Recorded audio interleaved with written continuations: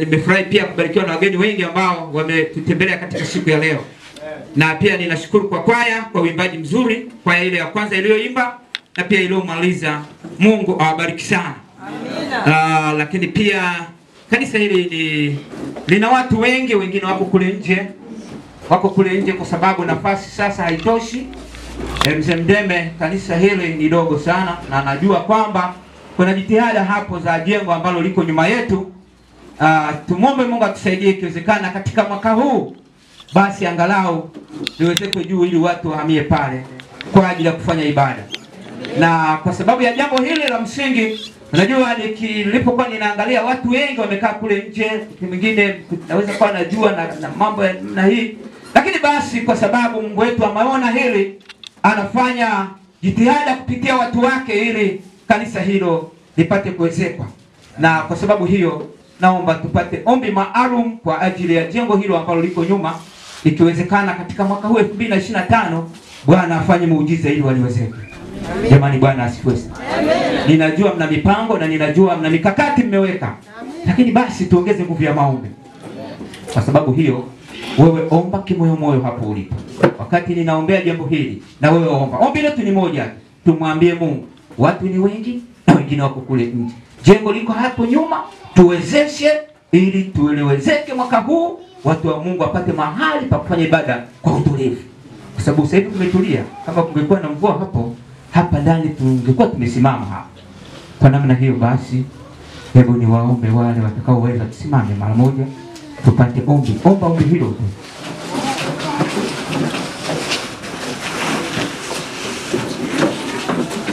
Mungu wetu na Baba yetu wa mbinguni, tunakushukuru kwa neema yako, kwa sababu ya upendo wako. Tunasema asante, jina lako litukuzwe. Mekupendeza leo tuje mbele zako, si kwamba tumetenda mema, lakini kwa sababu ya upendo wako na rehema zako ndio maana umetupatia nafasi hii. Na hivyo tunapokuja mbele zako, tusamehe Mwokozi wetu, tusamehe dhambi, uovu na makosa. Wana na binti zako tumekusanyika katika siku ya ibada, tukilitukuza na kulisifu jina lako. Endelea kututakasa na Roho wako Mtakatifu. Napo tusamehe dhambi na makosa, ruhusu Roho wako Mtakatifu aweze kuwa pamoja nasi, aguse moyo wa kila mmoja wetu, ili katika ibada ya siku ya leo tusogee katika msalaba wako wa Kalvari, ukatuandae kwa ajili ya uzima wa milele. Lakini Mwokozi wetu, angalia kundi kubwa ambalo limekaa nje. Wewe unajua juhudi walio nayo watu wako wa Lulanzi. Liko jengo hapo nyuma, Mwokozi, ni wewe uliyewaongoza mpaka kulifikisha hapo lilipo. Na kwa sababu hiyo ninatambua wanaomba siku hadi siku kwa ajili ya jengo hilo. Lakini kwa sababu ya uhitaji uliopo sasa, tunaleta ombi la pekee katika kiti cha rehema. Katika mwaka wa 2025, katende muujiza kwa watu wako, jengo hilo likapauliwe, ili watu wako tuweze kupata mahali pa kuabudia. Na kwa sababu umetubariki, kuna watu wakati mwingine wako hapa, wengine wana pesa ziko kule benki, hao wanajua, mimi sijui na watu wako hawajui, lakini umewabariki, wameweka akiba. Nikusihi Mwokozi wangu, kamguse yule baba ambaye ana fedha mahali fulani, kamguse yule mama ambaye kuna fedha mahali fulani, ajue ya kwamba vyote ni vyako wewe, avilete katika nyumba yako, watu wako tubarikiwe, ukatuandae kwa uzima wa milele. Huyo atakayefanya hivyo tu, ukambariki mara 100 na kisha uzima wa milele. Kiwa kuna mtu mahali fulani katika kona 4 za Tanzania, je, ni kule Tarime, unajua mahali fulani, ukamlete kwa muujiza wako, jengo hili likasimame na jina lako litukuzwe. Asante kwa kuwa tunaamini ya kwamba mwaka 2025 utatenda hili. Tuomba tukiamini kupitia jina la Yesu Kristo Bwana Mwokozi wetu. Amina. Amina. Katika mchana wa leo tuna somo la pekee sana, na muda unasema sasa ni saa 6:30. Saa 6:30. Kwa hiyo yote ni mema, tutege usikivu kwa ajili ya kile Bwana ambacho anataka tukipate katika siku hii ya leo. Tunapoona ya kwamba Mungu ametupatia nafasi, unapoona uko hapa katika mchana wa leo, liko jambo ambalo Mungu anataka ulifanye. Na kwa sababu hiyo Mungu ananipima, anakupima, anakuchunguza ili aone ya kwamba umesimama wapi.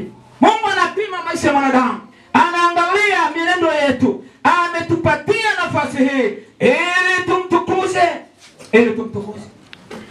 Katika mchana wa leo wapendwa, unapoona ya kwamba Mungu amependezwa tuweze kuabudu hapa, si kwa sababu sisi ni wenye haki sana, si kwa sababu sisi ni watakatifu. Mungu ana makusudi maalum na maisha yako. Kuna mambo ambayo hauna budi kuyafanya kwa ajili ya uzima milele. Wakati mwingine Mungu ameona ya kwamba liko jambo ambalo hujalikamilisha katika safari ya kwenda mbinguni. Hivyo amekupatia nafasi hii, amenipatia ili nikamilishe jambo fulani katika maisha ya Kristo, ili nifae siku ile ya pambazuko la asubuhi njema. Mungu ameona ya kwamba ipo roho mahali fulani ambayo Bwana anataka uilete, na ndio maana Mungu amekupatia nafasi kuwepo ili jina lake lipate kutukuzwa. Jina lake lipate kutukuzwa. Amen. Mchana wa leo tuna somo la pekee lenye kichwa kinachosema umepimwa katika mizani. Mungu amenipima kama ambavyo tumeona katika fungu letu ambalo tumelisoma. Mfalme Belshaza wakati alipokuwa akitawala enzi hizo katika ufalme ule wa Babeli, Mungu anasema alipimwa akaonekana amefanya nini? Amepungua. Sikia nikwambie, hata mimi ninapimwa, Bwana anakupima. Katika kitabu kile cha 5 Danieli aya ile 27, msomaji, Biblia inasema nini? Inasema nini? Anasemaje? Danieli 5 aya 27 anasemaje? Tekeli. Anasema tekeli umepimwa katika mizani. Anasema umepimwa katika mizani, nawe umeonekana kuwa umefanya nini? Bwana anampima katika mizani yake ya kimbingu. Na ndivyo Bwana anavyonipima mimi, na ndivyo Bwana anavyoniona katika maisha yangu. Na ndio maana amenipatia nafasi. Yawezekana amenipima akaona nimepungua, akaona siku ya leo aniachie nafasi ili nipige hatua kwa ajili ya wokovu wa maisha yangu. Nataka nikwambie dada, Bwana alikupima akaona ya kwamba umepungua, ndio maana amekupatia nafasi ili ufanye matengenezo kwa safari ya kwenda mbinguni. Alipima katika mizani akaonekana amefanya nini? Amepungua. Sikia, taifa la Israeli ambalo ni taifa lile Mungu alilichagua, sikia, akawachagua watu wake hawa wa Israeli. Sasa nimehama kidogo kutoka kwa Belshaza, narudi kule Israeli. Mungu alichagua taifa hili kuwa taifa ambalo amelipatia nuru kwa ajili ya ulimwengu mzima. Akaweka kama neno lake akaliweka pale ili wawe chombo cha kusambaza mapenzi ya Mungu, lakini wenyewe hawakuishi kwa uaminifu pia. Bwana akawapima, akalipima taifa lile, pamoja na kwamba ndani yake kulikuwa na watu waaminifu kama kina Daniel, lakini ulikuwa ni uovu wa taifa. Watu wakatanga mali. Bwana akasema, nimelipima taifa hili, nimelichunguza, ni lazima nilipeleke utumwani ili wajifunze, na kisha nitafanya nini? Nitarudisha tena. Taifa ambalo Mungu alilichagua kwa ajili ya kubeba nuru yake ilifika mahali kwa sababu ya uasi, kwa sababu ya ibada ya sanamu na mambo ambayo hayakuwa yanampendeza Mungu, akaruhusu taifa hili liende utumwani. Katika kitabu cha Yeremia 25 mstari ule wa 8 mpaka mstari wa 9 na kisha aya 12, sikia kile Bwana anachosema. Anasemaje? Basi Bwana wa majeshi asema hivi. Basi Bwana wa majeshi asema hivi. Kwa kuwa hamkuyasikiliza maneno yangu. Kwa kuwa hamkuyasikiliza maneno yangu. Angalieni, nitapeleka watu na kuzitwaa jamaa zote za upande wa kaskazini. Anawaambia ya kwamba nitapeleka watu na kuzitwaa jamaa zote za upande wa kaskazini. Anasemaje? Asema Bwana. Asema Bwana. Nami nitatuma ujumbe kwa Nebukadneza. Mungu anasema nitatuma ujumbe kwa Nebukadneza, mfalme wa Babeli. Mtumishi wangu. Huyu mtumishi wangu. Nami nitawaleta juu ya nchi hii. Anasema nami nitawaleta juu ya nchi hii. Na juu ya wakao ndani yake. Na juu ya wakao ndani yake. Na juu ya mataifa haya yote. Sikia, juu ya mataifa haya yote. Yaliyopo mbele zote. Yaliyopo mbele namna gani? Zote. Ndiyo, anasema nitamuita mtumishi wangu Nebukadneza aliyoko Babeli ili awachukue. Lakini sikia nikwambie, Bwana anawapatia tumaini ya kwamba pamoja na kwamba mtachukuliwa kwenda utumwani, pamoja na kwamba nitaruhusu mfalme wa Babeli awachukue, takaa miaka 70 na kisha mtafanya nini? Mtarudi tena. Aya 12 anasemaje? Aya 12 anasema nini? Na itakuwa miaka hiyo 70. Anasema na itakuwa miaka hiyo 70. Itakapotimia. Nitawaadhibu mfalme wa Babeli. Nitamwadhibu mfalme wa Babeli na taifa lile. Asema Bwana. Asema Bwana. Sikiliza. Kwa sababu ya uovu wao. Kwa sababu ya uovu wao. Sikia nikwambie. Wakati Mungu anawaambia Waisraeli kwa sababu hawakuisikia sauti yake, anamleta mfalme wa Babeli Nebukadneza ili aje kuwachukua mateka, kuwapeleka Babeli. Watakaa miaka 70. Lakini kisha Bwana anasema nitampiga tena mfalme wa Babeli kwa sababu ya uovu wake. Pamoja na kwamba Bwana amemuita ya kwamba ni mtumishi wangu, lakini kwa sababu pia mfalme wa Babeli hakuweza kujifunza neno la Bwana kupitia watu hao, Mungu anasema nitampiga, nitamwadhibu. Lakini ukiendelea na rejea zake zinaonesha baada ya hapo Bwana atalirudisha taifa lake la Israeli katika nchi yake ya ahadi ya Kanaani. Bwana Yesu asifiwe. Amen. Inawezekana kuna changamoto fulani ambayo umeipata katika maisha ya Kristo. Bwana ameruhusu kwa sababu yawezekana Bwana anataka nitengeneze. Sikia nikwambie, kuwa na matumaini kwa Yesu Kristo. Bwana hajakuacha bado. Inawezekana amekupeleka mahali fulani kama ambavyo alilipeleka taifa kule Babeli, akawapeleka Waisraeli ambao alisema ni taifa langu. Si kwamba alikuwa hawapendi, kulikuwa na fundisho fulani katika maisha ya Kristo. Kuna kitu ambacho Bwana anataka katika maisha yako. Sikia. Baada ya taifa hili kukaa katika nchi ya Babeli, katika utawala wa Nebukadneza, Mungu akaonesha mambo ya ajabu katika mfalme wa Nebukadneza, lakini hakuweza kumtambua Mungu. Sikia. Pamoja na kwamba kuna visa mbalimbali pale. Kisoma kuanzia Danieli 1, Danieli 2, Danieli 3 mpaka Danieli 4. Yalikuwa ni mambo Bwana aliyoruhusu ili mfalme. Amina. Katika kitabu sasa cha Danieli 5 aya ile ya kwanza, msomaji, tutakwenda kwa haraka kidogo hapa. Ningeweza kupaeleza tu, lakini hebu twende tusome mpaka aya 12. Anasemaje? Anasema, ndio anasema, Belshaza mfalme alifanyia wakuu wake 1000 karamu. Anasema Belshaza aliwafanyia wakuu wake karamu.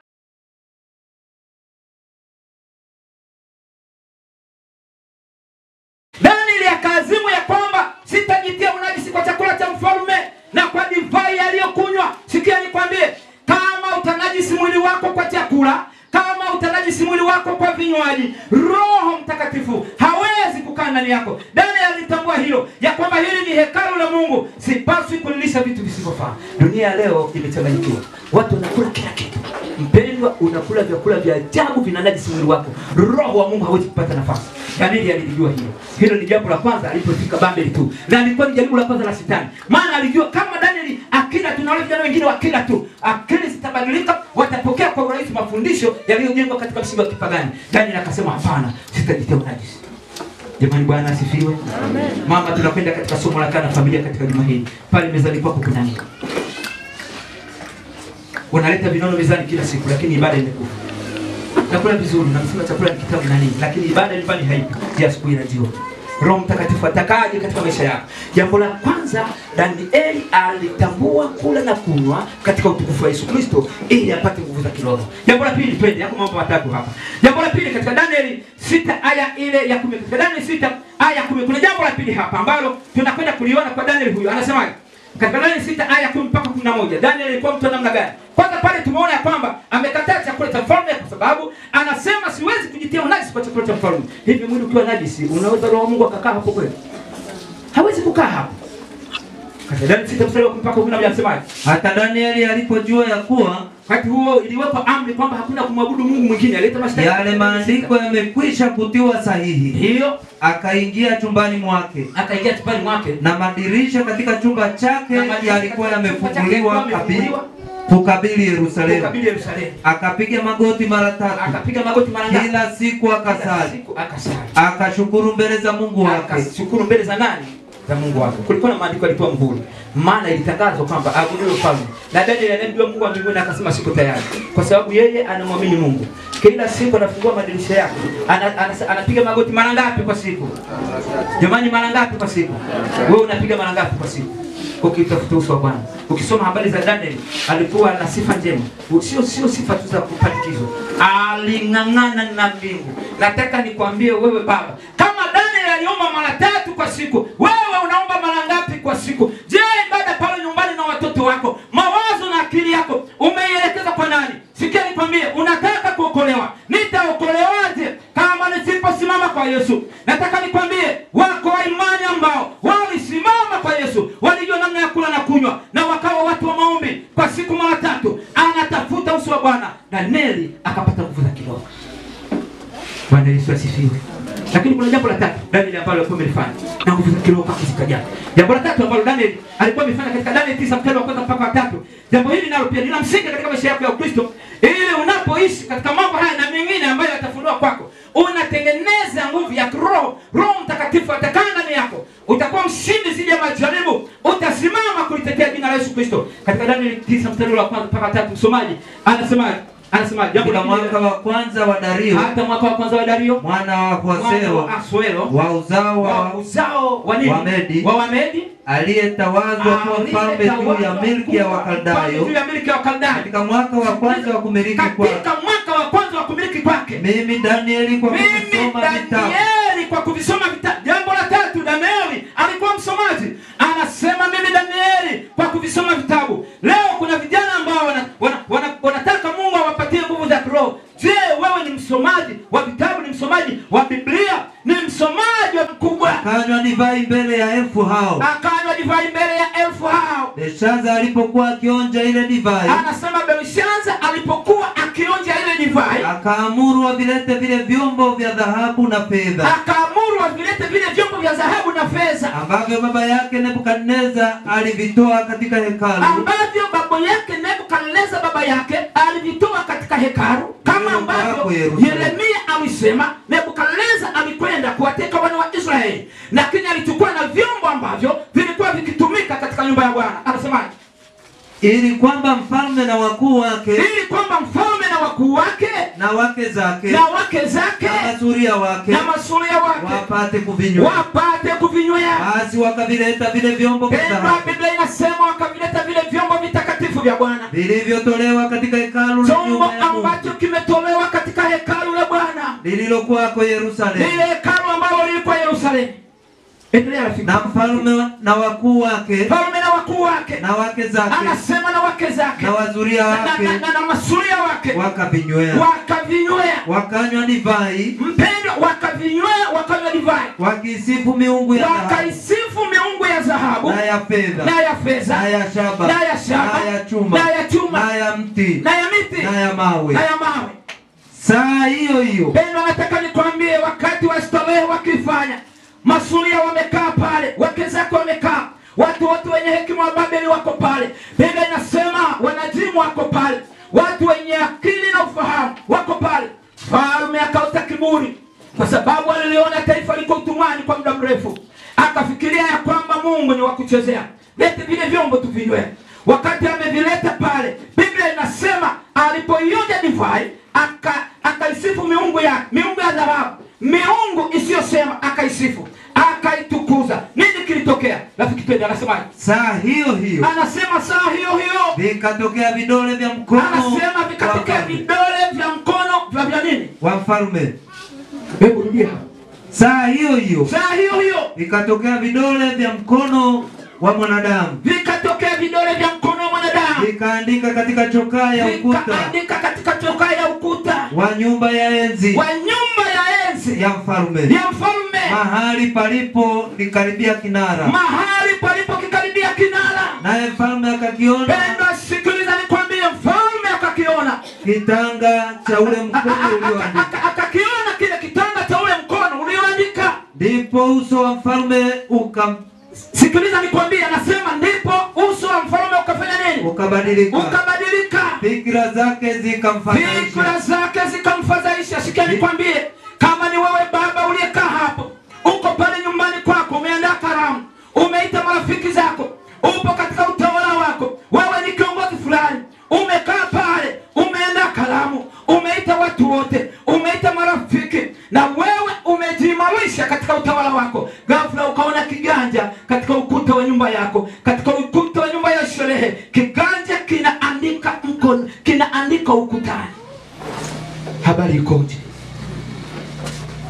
Wewe baba, kama uko pale mezani na mke wako, uko na watoto wako, ghafla ukaona kitanga cha mkono kiko ukutani kimesimama, hakikushika katika mwili wa mwanadamu, kinaandika, hali yako itakuwaje? Nataka nikwambie, Mungu ana mambo makubwa anayoyafanya kwa wanadamu ili tujifunze. Sikia anasema, endelea. Anasema viungo vya viuno vyake vikalegea. Mfalme akaanza, viungo vya viuno vikalegea. Magoti yake yakagongana. Mfalme magoti yake yakafanya nini? Yakaanza kugongana. Mfalme akalia kwa sauti kubwa. Penda sikiliza, mfalme akalia mbele ya masuria. Mfalme akalia mbele ya wake zake. Nataka nikwambie mpendwa, mahali ambapo unaweza ukacheza na Bwana, Bwana akiruhusu jambo fulani likupate ili mtambue, unaweza ukalia kama mtoto. Biblia inasema mfalme akafanya nini? Akalia. Mfalme akatetemeka, viuno vikagongana. Nataka nikwambie, magoti yakagongana, viuno vikalegea. Mfalme akatetemeka mbele ya wake zake, mbele ya masuria. Wakati mwingine wanaume tunakuwa majasiri mbele ya wake zetu, mbele ya wanawake, lakini siku hiyo mfalme alitikisika, ufalme wake ukatikiswa. Nataka nikwambie, mfalme akatetemeka, akaona hapa siwezi kusimama tena. Hofu ya Mungu ikishuka, anatembea kwa madaha, na ile nyumba ilikuwa imejitenga kidogo na nyumba nyingine iko mbali kidogo. Kwa mfano nyumba tunaokaa iko hapa, nyumba nyingine zimeanzia kule lami kule. Kwa hiyo tuko ndani. Ndume ikaja pale, ikatoka ni saa 6:30 mchana. Alafu ikafika pale, ikauliza, hapa mnataka nini? Kwa nini mmekuja hapa bila taarifa? Wakati huo tuna wiki. Tukaanza kutetemeka. Mimi nikaa kwenye kitu fulani na kule nikasimama kidogo. Anakuwa hapo na anasema, nyinyi hamjui hapa, kwa nini mmekuja hapa? Jamani, kaanza kuzunguka. Hamtambui huo mjini wa nani? Tukasema leo. Nikasema tunafanyaje hapa? Je, tupige huyu mtu, sisi ni watu wa Mungu, inawezekana? Lakini nampigaje na hata hujina ndume imepanda. Alipoona ya kwamba tumeingiwa na hofu, kwamba watu wameogopa, maana kila mtu ametekewa kwa sababu hatukutazamia, akaongeza sauti, hamnijui mimi, tanitambua leo nataka nionyeshe kazi hapa. Nikasema wewe ndume tulikuwa tunakaa ni kubwa, nikaanza kuangalia mlango uko wapi. Sasa nikimbie kweli niingie ndani. Nitafanyaje hapa? Jamani, kaona kaanza kama piga push hapo hivi. Na kuweza kitu cha kweli. Kama huyu ni ibilisi katika viwanja mahali tulipo hapa. Sasa kitu kikaniambia, sasa tufanyaje? Tulikuwa na kijana mmoja anaitwa George, alikuja na ile kwaya naye. Naye nikipanda amepanda kidogo. Yeye alikuwa ndani. Jamani, nilipoona anaanza kutibulika nikamuuliza, rafiki busi. Tulimsikiza kama dakika 5 si. Rafiki, wewe unanifahamu mimi? Akatulia kidogo. Alipotulia, unanifahamu? Nikasema naye kumbe ni muoga. Nikamuuliza, unanifahamu kijana? Sasa sikiliza. Nikamwambia, afande George. Afande George, naam. Nikamwambia, toka haraka sana. Jamaa aligeuka. Alikimbia. Mwanaume alipimua vumbi. Hofu ikamshukia. Nataka nikwambie, hofu inaposhuka kwako, hutabaki salama. Nataka nikwambie, hakuonekana tena, hakuweza kusimama mpaka tukamaliza mikutano hii. Mfalme Belshaza akatetemeka mbele ya masuria wake, akatetemeka, hakuweza kusimama. Maana wakati wa ufalme wake, kabla ya hili, alikuwa akifikiria kwamba hakuna kingine. Nataka nikwambie kaka na dada, unapoona kuna amani, endelea kutengeneza maisha yako mikononi mwa Yesu Kristo. Bwana asifiwe.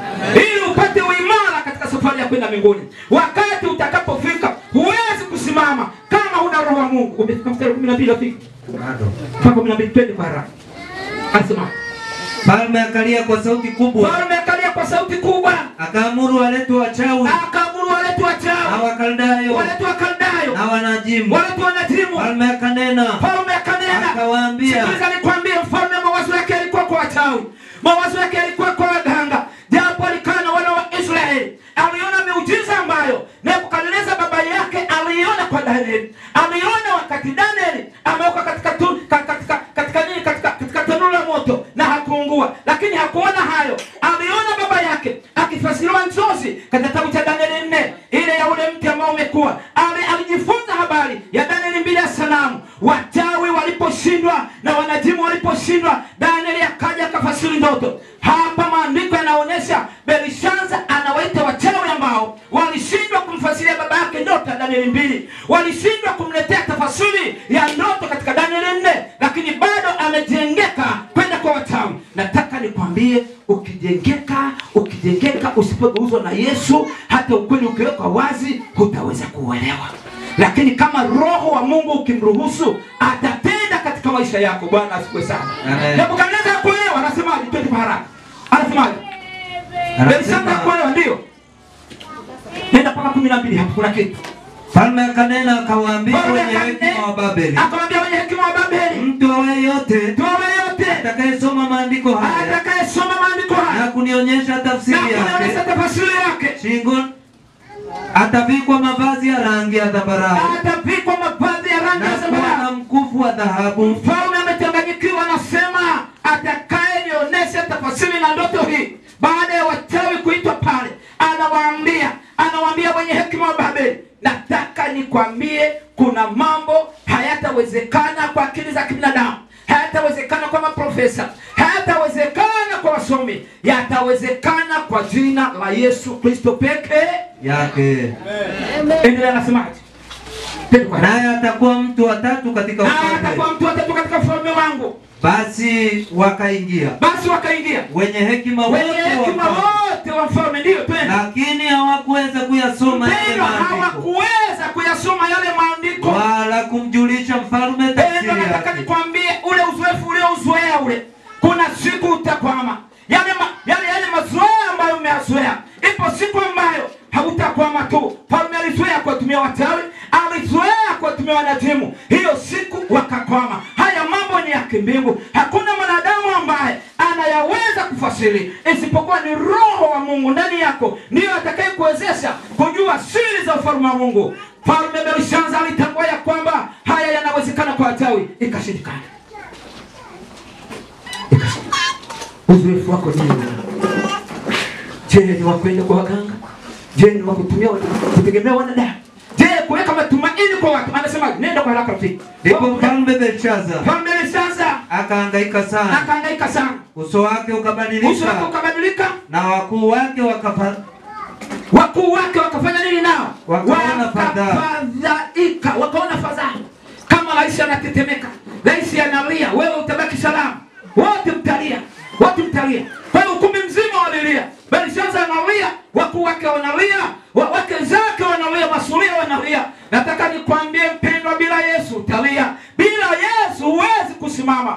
Huwezi kuona matokeo leo ya kile unachokiamini. Lakini nataka nikwambie, wakati wa mapambano, wakati ambapo yawezekana umeingia mahali fulani kwa ajili ya kujaribiwa, Bwana atasimama katikati yako. Amen.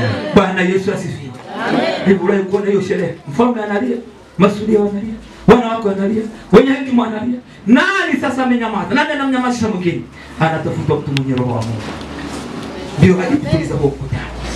Sikiliza, hata kama hawakuoni leo, kuna siku watakuita, watakuona. Maana Roho wa Mungu yuko ndani yako. Aya ya 22 anasema, mwanawe. Sasa sikiliza. Ulifika 12 pale. Bado. Ulikuwa umebakisha ngapi hapo? 10. Nenda 10 hapo mpaka kuna kitu hapo tukipata kidogo. Anasemaje? Basi Malkia kwa sababu ya maneno ya mfalme. Kulikuwa na Malkia ambaye hakuwepo pale wakati sherehe inaendelea. Huyo alikuwa mzee huyo ambaye alikuwa yakini alikuwa ni mke wa Nebukadneza huyo. Anasemaje? Na ya wakuu wake. Akaingia katika nyumba ya karamu. Huyo Malkia akaingia katika nyumba ya karamu. Malkia akasema, mfalme uishi milele. Fikra zako zisikufadhaishe. Wala uso wako usibadilike. Yuko mtu katika ufalme wangu. Ambaye Roho ya Mungu. Pendo, sikia nikwambia, yuko mtu, sio watu. Wewe kijana ambaye uko hapa, ukisimama kwa Yesu, Yesu atasimama upande wako. Yupo kijana katika chuo fulani, yuko kijana katika shule fulani, aliyesimama na Yesu Kristo, hawezi kukuacha. Huyu Malkia anasema yuko mtu katika ufalme wako ambaye mwenyewe Belishaza hakumuona, Belishaza hakumuelewa, maana yeye alikuwa akiabudu miungu, alikuwa na mambo yake. Lakini huyu bibi alijifunza, japo hakujionyesha ya kwamba ameamini. Akamwambia, watau wameshindwa, waganga wameshindwa, wanajimu wameshindwa, yuko mtu katika ufalme wako. Bwana asifiwe. Amen. Yuko. Anasemaje? Anasemaje? Ambaye roho ya miungu watakatifu inakaa ndani yake. Anashinda hata kueleza roho wa Mungu. Roho wa miungu anasema watakatifu wanakaa ndani. Alijua Roho Mtakatifu akikaa ndani yako yote yanawezekana. Akamwambia yuko mtu mtafute huyo, ndipo waweza kupata ufumbuzi wa changamoto ulionayo. Twende, anasema na katika siku za baba yako, anamwambia na katika siku za baba yako nuru na ufahamu na hekima zilionekana.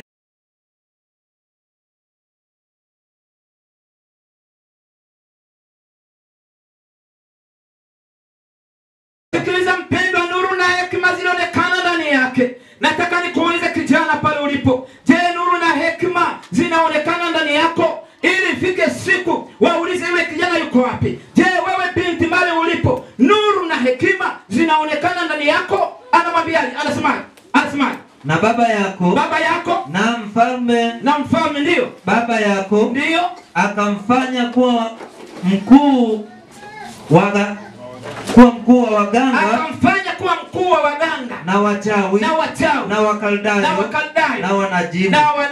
Na kwa kuwa roho njema, sikiliza, kwa kuwa roho njema kupita kiasi na maarifa na ufahamu na uwezo na kufasiri ndoto na kufunua maneno ya fumbo na kufungua mafundo zilionekana katika Danieli huyo, ambaye mfalme alimuita Belshaza. Basi na aitwe Danieli, naye ataonyesha tafsiri ya jambo linalokusumbua. Alikuwa ni mkuu wa waganga huyu, mkuu wa wachawi. Waliposhindwa kufasiri ndoto Danieli 2, waliposhindwa katika Danieli 4, huyu bibi akaona hapa kuna kitu cha pekee hapa. Hapa kuna roho wa Mungu. Akamwambia huyu alikuwa ni kiongozi, huyu alikuwa ni mkuu, sio anaongoza, ni mkuu. Waganga wameshindwa, lakini huyu ana roho njema ndani yake. Jamani, Bwana asifiwe. Bwana Yesu asifiwe. Ukiwa na Yesu, ukamheshimu Mungu, ukatembea na Yesu Kristo, atakuonesha mambo makubwa. Bwana asifiwe sana. Siku moja nikiwa hapo kwangu, ilikuwa ni asubuhi moja miaka 3 iliyopita. Kuna mahali fulani hivi dada yangu alinunua eneo. Mimi ndio nilisimamia kulichukua lile eneo. Baada ya kununua, mtu mmoja akaja akasema, "Nani kanunua hili eneo?" Akaambia mkufu ndio amenunua. Akasema, "Yaani ile eneo nimelisimamia mimi miaka mingi hapa. Halafu anakuja na alinunua mimi bila kujua." Halilimu yeye. Mtu mmoja akaja bwana yule, tukasema lile eneo halifanya nini? Halilimu. Na hapa sipani mimi nikasema Mungu yupo, eneo litafanya nini? Kwa sababu hatujaiba, ni halali. Nataka nikwambie vile uchawi usivyo na nguvu mbele ya Yesu. Bwana asifiwe. Baada ya kukaa wiki mbili nikatafuta mzee mmoja yuko hapo. Tunapotoa visa hivi wakati mwingine watu wanabii. Ni kweli. Na mke wake wakaenda pale wakaanza kulia. Ilikuwa kipindi cha mvua. Miaka 3 iliyopita. Wakati wanalima asubuhi moja saa 3 yule baba akakimbia nyumbani akaja akasema, "Mtumishi, nimekuja." Vipi mzee? Umemaliza kazi? Mbona umeanza jana? Sema kuna majini pale. Niko unasemaje mzee? Kuna majini. Kuna majini. Yakoje hapa? Twende yako hapo. Sasa amesimama. Nimeazuia maana mimi na utaalamu najua. Kwa hiyo umeazuia yako hapo. Yako hapo. Mimi kwa jina Yesu naenda kuyachoma. Ya chomu hayo mzee, haya tu kaka. Tulia. Si mimi nimekupa kazi. So umesema amesimama. Ngoja twende. Nikamwambia mama, ngoja mimi nikachoma. Nikachukua kibiriti, nikachukua chupa. Nikamwambia kaa kwenye piki. Haya chomu mchana atatema. Wewe alikupa kazi nani? Si mimi. Wewe twende nikachome kwa jina la Yesu. Kaa. Mzee akakaa. Nikapita dukani, mafuta ya taa. Tukaenda. Kufika nikamwambia yako wapi? Ndio yako hapa. Yako hapa. Tukafika. Yako wapi mzee? Yako hapa. Akapenua mahali haya. Nikakuta mahirizi mangapi? Mawili. Moja kubwa limekaa kama ngumi kubwa. Kamoja kadogo dogo. Nikamwambia haya ndio majini. We haya ndio yenyewe haya. Aka kadogo kajike ili kubwa dume hili. Mimi nikamwambia mbona mimi naona matambatu haya? Pia usiseme. Aka kadogo aka kaki kukutajiani wewe kwa heri.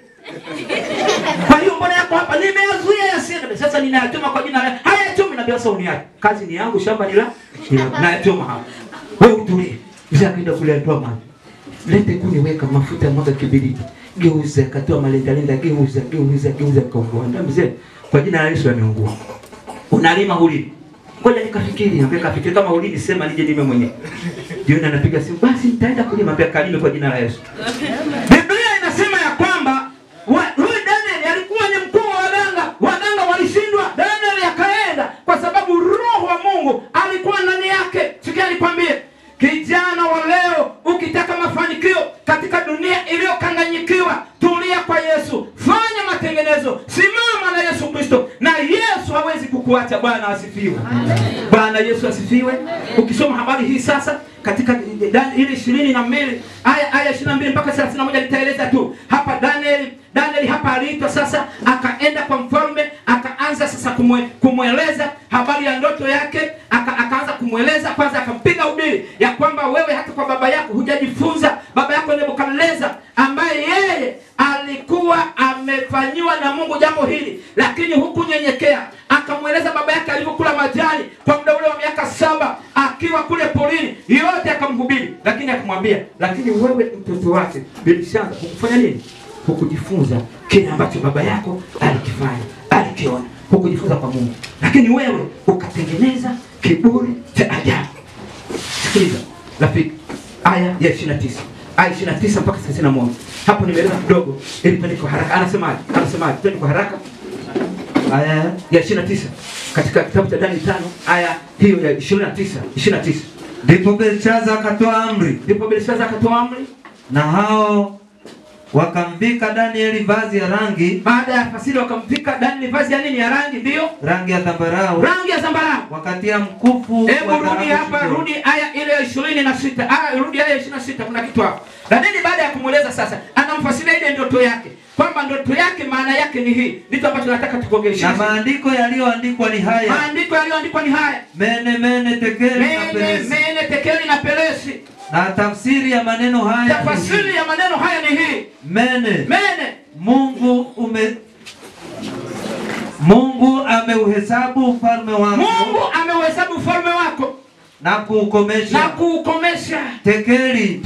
Umepimwa katika mizani. Nawe umeonekana kuwa umefanya nini? Umepungua. Pero nataka nikwambie, ipo siku ambayo mipango yako itakwama. Maana anaambiwa ufalme wako umekoma, hautaendelea tena. Nataka nikwambie, hata ile mipango yako mizuri, ile biashara yako, itafika siku ambayo itakoma, haitaweza kuendelea tena. Nataka nikwambie, kama hutatengeneza msingi, kama nisipotengeneza msingi kwa Yesu Kristo, mahali ambapo kuna tumaini, mipango yote itakwama, biashara zitakoma. Nataka nikwambie, litasimama neno siku ya mwisho. Hakuna ambaye atasimama. Ile mipango yako mizuri, usipofanya maandalizi na Yesu Kristo, haitaweza kukufikisha popote. Anaambiwa pamoja na ufalme wako uliojivunia, lakini umefanya nini? Hautaendelea tena. Jambo lingine, umepimwa. Ufalme hauendelei, na wewe mwenyewe umepimwa ukaonekana umefanya nini? Yaani sikiza, ile mipango yako inakwama. Kama ni biashara haiendelei, kama sijui ni nini hakiendelei, lakini Mungu akikupima anaona umepungua. Nataka nikwambie mchana leo, Bwana ananitazama, anaona maisha yangu. Ipo siku ambayo mipango yangu itakwama, mipango yangu na shughuli zangu zitakwama. Lakini swali la msingi, je, Bwana akinitazama ataona ya kwamba nimepungua au ataniona ya kwamba nimesimama?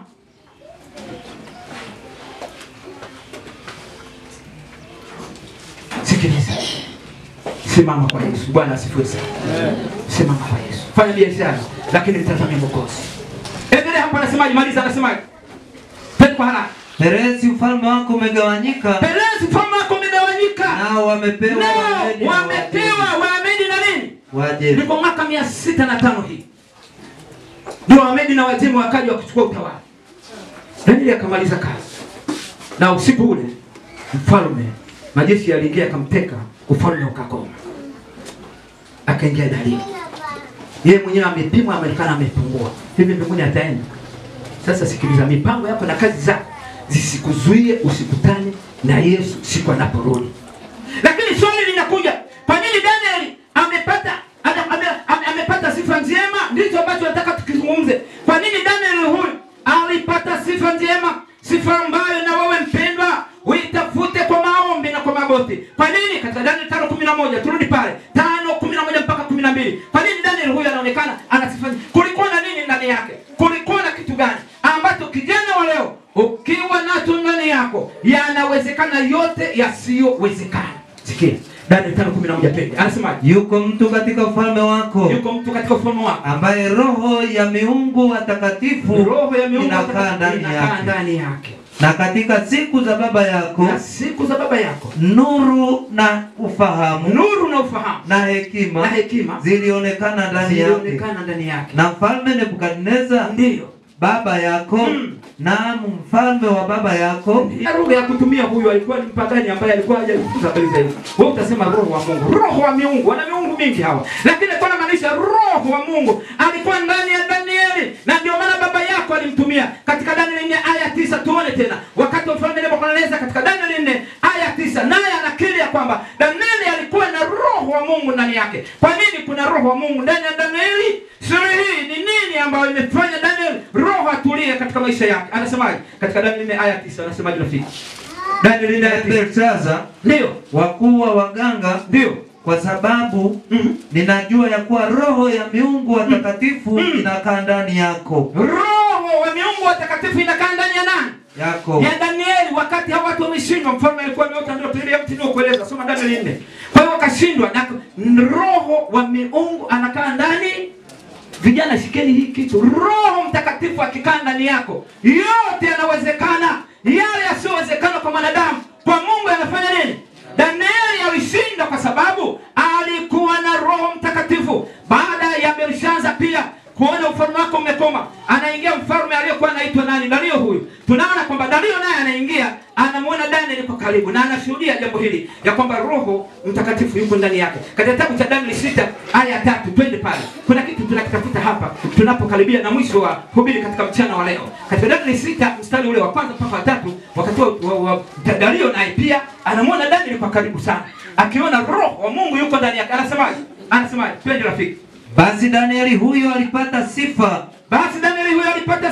Kuliko wakubwa na maliwali. Kwa kuwa roho bora. Sikiliza, kwa kuwa roho bora ilikuwa ndani yake. Shika hiyo kitu kila mahali. Roho bora ilikuwa ndani yake. Roho huyu Mtakatifu alikuwa ndani yake akimuongoza. Ndio. Ikawaje? Inatosha hapo. Tunaona hapo ni kipindi cha mfalme Dario huyu. Roho bora inaonekana ndani ya Danieli. Mstari wa 25. Sasa huyu naye kwa nini? Kumbuka kwamba katika Danieli 6 hapa Danieli sasa ametoka katika tundu la simba, na kwa sababu ya roho huyu bora ndani yake hakuweza kuungua na wale wenzake hawakuweza, na hivyo mfalme anatangaza ni nani Mungu wa kuabudiwa? Ni Mungu wa Danieli ambaye ana roho njema ndani yake. Aya 25 na 28. 25 na 28. Ndipo mfalme Dario akawaandikia watu wa kabila zote. Na taifa zote. Na lugha zote. Walikaa juu ya uso wa dunia. Amani na iongezeke kwenu. Mimi naweka amri. Sikiliza, mfalme anasema mimi naweka amri katika mamlaka yote ya ufalme wangu. Watu watetemeke na kuogopa mbele za Mungu wa Danieli. Maana yeye ndiye Mungu aliye hai. Adumuye milele. Na ufalme wake ni ufalme usioharibika. Na mamlaka yake itadumu hata mwisho. Kama nilivyokuambia, mamlaka nyingine zote zitakoma, lakini yuko Mungu ambaye kijana ukimwinua, ukitembea naye, dunia itamtambua. Nataka nikwambie, dunia iliyokanganyikiwa, watu wakitafuta amani, kijana ambaye una Yesu, dunia itatambua ya kwamba yuko mtu ambaye amesimama na Mwokozi, na wewe ndio utakayenunua jina la Yesu Kristo pale utakapokuwa mwaminifu katika maisha yako ya Ukristo. Bwana asifiwe sana. Mfalme anatangaza asiyekujue Mungu mwingine isipokuwa Mungu wa ndani. Je, Mungu wako anajulikana pale ulipo kazini? Je, Mungu wako anajulikana kule kwenye biashara yako? Je, Mungu wako anajulikana kule chuoni kijana? Je, wewe binti, Mungu anajulikana pale unapofanya shughuli zako? Wewe mzee mwenzangu, je, Mungu anajulikana? Lakini sababu ni nini? Nasema Roho Mtakatifu alikuwa ndani yake. Sasa sikiliza. Kwa nini Danieli inasomekana na tunasoma alikuwa na Roho Mtakatifu? Kwa nini? kulikuwa na nini hapa? Sasa nataka uende ukajifunze kitu hapa. Kwamba kwa nini alifanikiwa? Kwa nini Roho Mtakatifu alikuwa ndani yake? Ili na wewe utukue uzoefu katika maisha yako ya Kristo. Ili Roho wa Mungu apate nafasi katika maisha yako. Na ukiona dunia leo tunakanganyikiwa, tunashindwa, hatusimami, hatuwezi kumwakilisha Kristo. Roho wa Mungu hayupo katika maisha yetu. Akiwa ndani yako utafanya yale yasiyowezekana kwa utukufu wa jina la nani? Yesu. Yako mambo machache ambayo Daniel alikuwa ameyatambua akiongozwa na Mungu, na alipoishi kwa hayo na uaminifu aliokuwa nao, Mungu akamtumia na Roho akatulia. Jambo la kwanza walipoingia katika mji ule wa Babeli, katika Daniel 1:8. Jambo la kwanza, sikia nikwambie, jambo gani ambalo linamfanya Daniel aonekane anafaa? Kuna mambo kadhaa tuangalie hapa. Daniel 1:8. Wakati huo Daniel alifika kule katika nchi ya Babeli, na alipofika mfalme Nebukadneza alikuwa amewaletea posho ya chakula chake ili wale. Huyu kijana akatambua kwamba ulaji wangu unapaswa nile. Kwa nini? Nile kwa kumtukuza nani? Mungu. Siko tayari. Naeleza sifa za kiroho. Sifa za nini? Za kiroho za Daniel. Daniel 1:8 anasemaje? Asemaje? Lakini Danieli aliazimu moyoni mwake. Daniel aliazimu moyoni mwake ya kuwa hatajitia unajisi kwa chakula cha mfalme, wala kwa divai iliyokunywa. Basi akaomba yule mkuu wa matowashi ampe ruhusa asijitie unajisi. Daniel akazimu ya kwamba sitajitia unajisi kwa chakula cha mfalme na kwa divai aliyokunywa. Sikia nikwambie, kama utanajisi mwili wako kwa chakula, kama utanajisi mwili wako kwa vinywaji, Roho Mtakatifu hawezi kukaa ndani yako. Daniel alitambua hilo, ya kwamba hili ni hekalu la Mungu, sipaswi kulilisha vitu visivyofaa. Dunia leo imechanganyikiwa. Watu wanakula kila kitu. Mpendwa, unakula vyakula vya ajabu vinanajisi mwili wako. Roho wa Mungu hawezi kupata nafasi. Daniel alijua hilo. Hilo ni jambo la kwanza alipofika Babeli tu. Na alikuwa ni jambo la kwanza la Shetani. Maana alijua kama Daniel akila tu na wale vijana wengine wakila tu, akili zitabadilika, watapokea kwa urahisi mafundisho yaliyojengwa katika msingi wa kipagani. Daniel akasema hapana, sitajitia unajisi. Jamani, Bwana asifiwe. Amen. Mama, tunakwenda katika somo la kana familia katika juma hili. Pale mezani kwako kuna nini? Unaleta vinono mezani kila siku, lakini ibada imekufa. Nakula vizuri na msema chakula ni kitabu na nini, lakini ibada nyumbani haipo ya asubuhi na jioni. Roho Mtakatifu atakaje katika maisha yako? Jambo la kwanza, Daniel alitambua kula na kunywa katika utukufu wa Yesu Kristo ili apate nguvu za kiroho. Jambo la pili, twende yako mambo matatu hapa.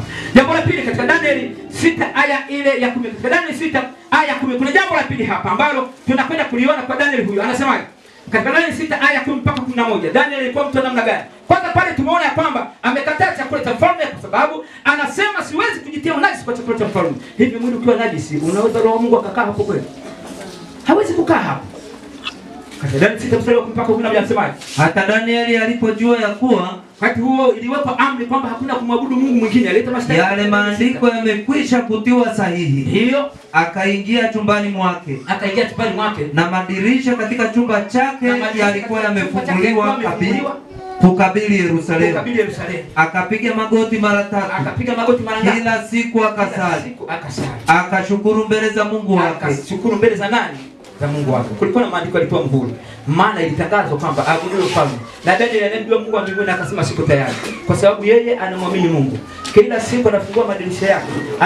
Anapiga magoti mara ngapi kwa siku? Jamani, mara ngapi kwa siku? Wewe unapiga mara ngapi kwa siku? Ukitafuta uso wa Bwana. Ukisoma habari za Daniel, alikuwa na sifa njema. Sio sifa tu za kupatikizwa.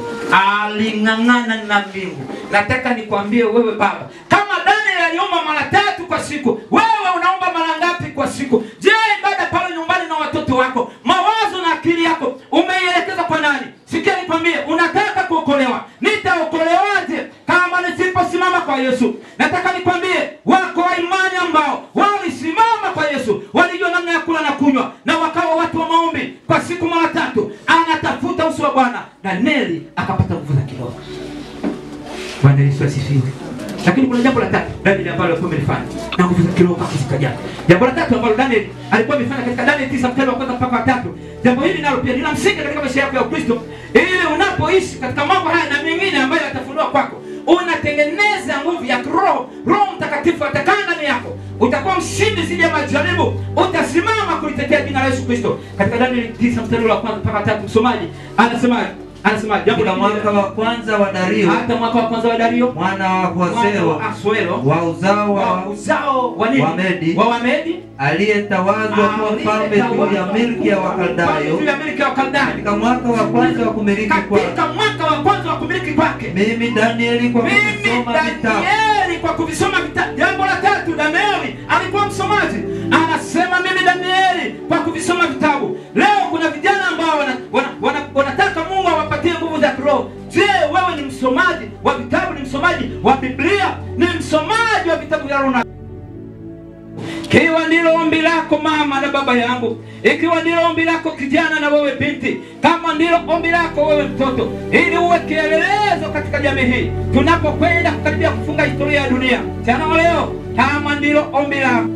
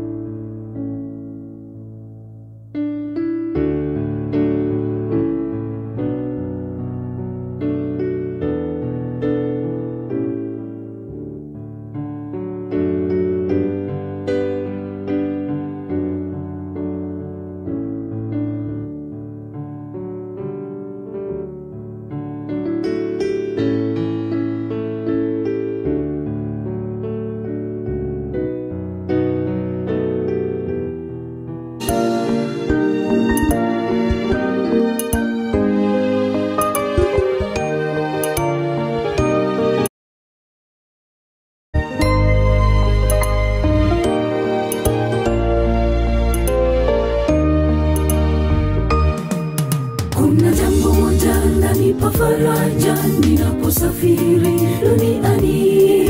Mwokozi wangu Yesu yuko upande wangu, atanilinda hadi mwisho. Kuna jambo moja lanipa faraja ninaposafiri duniani. Mwokozi wangu Yesu yuko upande wangu, atanilinda hadi mwisho. Ananisikiliza, ananisikiliza, aelewa shida zangu.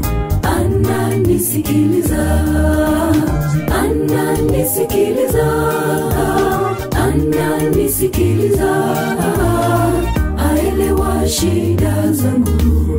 Ananisikiliza.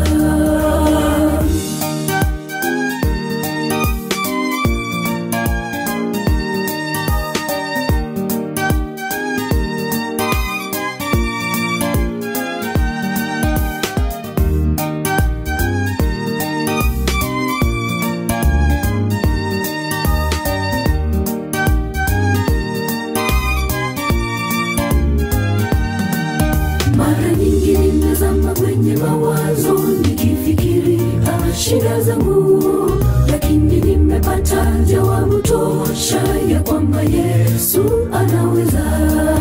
Mara nyingi nimezama kwenye mawazo nikifikiri shida zangu, lakini nimepata jawabu tosha ya kwamba Yesu anaweza. Ananisikiliza, ananisikiliza, aelewa shida zangu.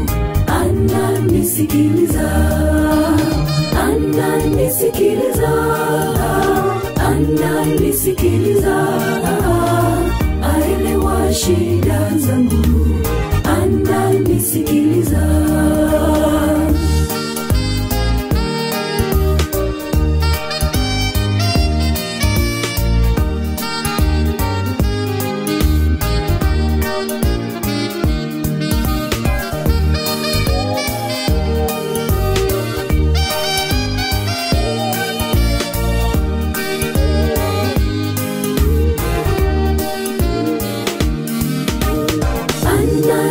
ananisikiliza, ananisikiliza, aelewa shida zangu, ananisikiliza, ananisikiliza, ananisikiliza, aelewa shida zangu, ananisikiliza, ananisikiliza, ananisikiliza, aelewa shida zangu, ananisikiliza, ananisikiliza, ananisikiliza, aelewa shida zangu, ananisikiliza, ananisikiliza, ananisikiliza, aelewa shida zangu, ananisikiliza.